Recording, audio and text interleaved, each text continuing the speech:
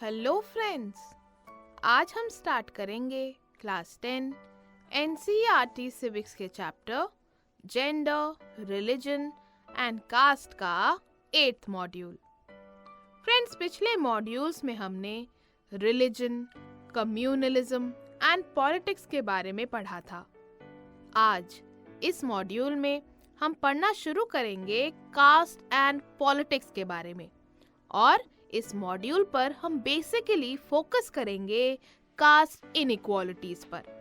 तो चलिए शुरू करते हैं हमारा आज का मॉड्यूल। फ्रेंड्स, जेंडर और रिलीजन जैसे दो सोशल डिफरेंसेस के बाद आइए अब कास्ट के बेसिस पे डिफरेंसेस के बारे में जानते हैं। फ्रेंड्स, हमने जब जेंडर डिफरेंसेस के इशू को पॉलिटिकली रेज किया था तो हमें उसके रिजल्ट्स पॉजिटिव देखने को मिले थे। जैसे फेमिनिस्ट मूवमेंट्स के बाद विमेन का रोल पब्लिकली थोड़ा इम्प्रूव हुआ है। फ्रेंड्स, पॉलिटिक्स में भी विमेन का पार्टिसिपेशन कुछ बड़ा हुआ दिखता है, लेकिन जब रिलीजन को पॉलिटिक्स के साथ जोड़ा गया तो इसके नेगेटिव रिजल्ट्स देखने को मिले, लाइक कम्युनलिज्म। फ्रेंड्स, अब थर्ड सोशल डिफरेंस की बात करेंगे, यानी कास्ट के बारे में। कास्ट और पॉलिटिक्स यानी जाति और राजनीति, इनके पॉजिटिव और नेगेटिव एस्पेक्ट्स दोनों होते हैं। तो चलिए सबसे पहले समझते हैं कास्ट इनइक्वालिटीज के बारे में।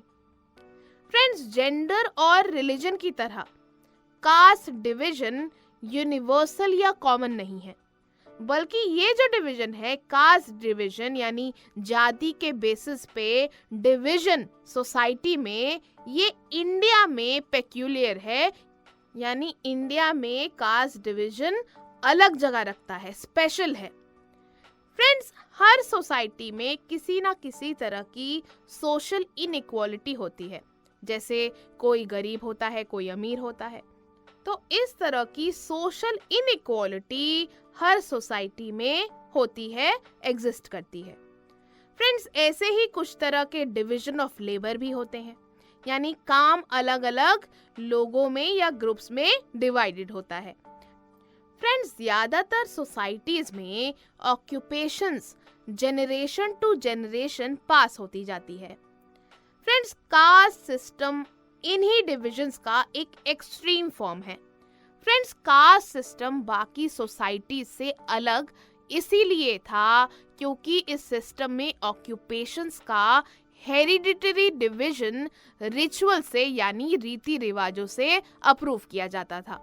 यानी लोअर कास्ट और अपर कास्ट के ऑक्यूपेशंस अलग अलग थे और रिचुअल से डिसाइड किया जाता था कि कौन सा काम कौन सा कास्ट या फिर कौन सा ग्रुप करेगा। जैसे लोअर कास्ट के लोग ड्रेन्स क्लीन करेंगे, साफ सफाई करेंगे, इस तरह का काम करेंगे। साथ ही फ्रेंड्स, सेम कास्ट के लोग अपनी सोशल कम्युनिटी बना लेते थे। इस कम्युनिटी में वही लोग साथ रहते थे जो सेम या मिलता जुलता काम करते थे।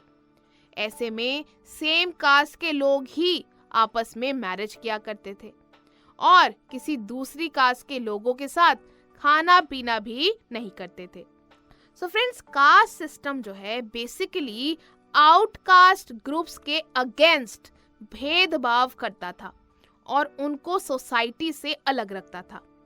आउटकास्ट ग्रुप्स यानी वो कास्ट ग्रुप्स जिन्हें सोसाइटी से दूर रखा जाता था for very different reasons. Friends, इन्हीं आउटकास्ट ग्रुप्स के साथ अनटचेबिलिटी भी प्रैक्टिस की जाती थी। अनटचेबिलिटी तो आप पढ़ ही चुके हो अपनी प्रीवियस क्लासेस में। जो छुआछूत की प्रथा थी वो भी इन्हीं आउटकास्ट ग्रुप्स के साथ प्रैक्टिस की जाती थी। फ्रेंड्स, ऐसे में हमारी सोसाइटी के पॉलिटिकल लीडर्स और सोशल रिफॉर्मर्स जैसे ज्योतिबा फुले, गांधी जी, बी.आर. अम्बेडकर और पेरियार रामास्वामी नायकर, इन्होंने बहुत ज्यादा काम किया, मेहनत की कि ऐसी सोसाइटी बनाई जाए। ऐसी सोसाइटी बनाने के लिए उन्होंने बहुत ज्यादा एफर्ट्स किए जहां पर कास्ट इनइक्वालिटीज ना हो। फ्रेंड्स, कुछ हद तक इन सभी के एफर्ट्स और कुछ सोशियो इकोनॉमिक चेंजेस के कारण मॉडर्न इंडिया में कास्ट और कास्ट सिस्टम में ग्रेट चेंजेस आए। फ्रेंड्स, इकोनॉमिक डेवलपमेंट के साथ बड़े स्केल पर अर्बनाइजेशन हो रहा है, यानी लोग रूरल एरिया से निकलकर अर्बन एरियाज की तरफ शिफ्ट हो रहे हैं। साथ ही लिटरेसी रेट और एजुकेशन में ग्रोथ हो रहा है। साथ ही फ्रेंड्स, ऑक्यूपेशनल मोबिलिटी भी बढ़ी है। ऑक्यूपेशनल मोबिलिटी यानी एक ऑक्यूपेशन छोड़कर दूसरी ऑक्यूपेशन पर शिफ्ट करना। फ्रेंड्स, ऑक्यूपेशनल मोबिलिटी यूजुअली तब हम कहते हैं जब एक नई जनरेशन वो ऑक्यूपेशन नहीं करती जो उसके एंसेस्टर्स करते थे, तो इसे ऑक्यूपेशनल मोबिलिटी कहते हैं, यानी नए ऑक्यूपेशन पर शिफ्ट कर जाना। साथ ही फ्रेंड्स, विलेजेस में लैंड लॉर्ड्स की पोजीशन वीक होती जा रही है। फ्रेंड्स, इन सब चेंजेस से कास्ट हायरार्की के बिलीव्स वीक हो रहे हैं। कास्ट हायरार्की यानी एक लैडर, एक सीढ़ी जैसा फॉर्मेशन जिसमें सारे कास्ट ग्रुप्स को हाईएस्ट से लोएस्ट कास्ट में रखा जाता है। फ्रेंड्स, सिटीज में तो, अर्बन एरियाज में तो अब ये बात कोई नोटिस ही नहीं करता, मायने ही नहीं रखती कोई बात कि कौन हमारे साथ सड़क पर चल रहा है, या फिर रेस्टोरेंट में अगर हम जाएं तो कौन हमारी साथ वाली टेबल पर खाना खा रहा है। फ्रेंड्स, इंडिया का कॉन्स्टिट्यूशन कास्ट के बेसिस पर यानी जाति के बेसिस पर किसी भी तरह के डिस्क्रिमिनेशन को प्रोहिबिट करता है, मना करता है। साथ ही कास्ट सिस्टम के इनजस्टिसेस को रिवर्स करने के लिए पहल भी इंडियन कॉन्स्टिट्यूशन करता है।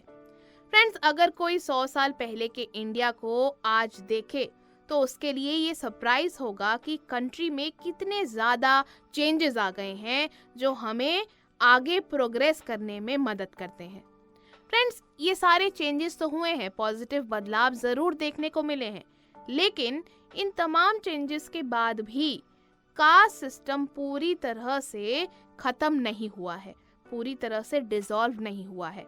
कैसे, क्यों, ये सब आप सोच रहे होंगे। इन सभी क्वेश्चंस के आंसर आपको नेक्स्ट मॉड्यूल में मिलेंगे। So friends, let us revise once again what we have studied till now. So friends, unlike gender and religion, caste division is special to India. Friends, in the caste system, outcast groups were discriminated. Political leaders and social reformers worked to establish a society where caste inequalities are absent. Due to urbanization, growth of literacy and education and occupational mobility, the caste hierarchy is almost breaking down. Friends, Indian Constitution does not support any kind of discrimination on the basis of caste. So friends, ये था हमारा आज का module.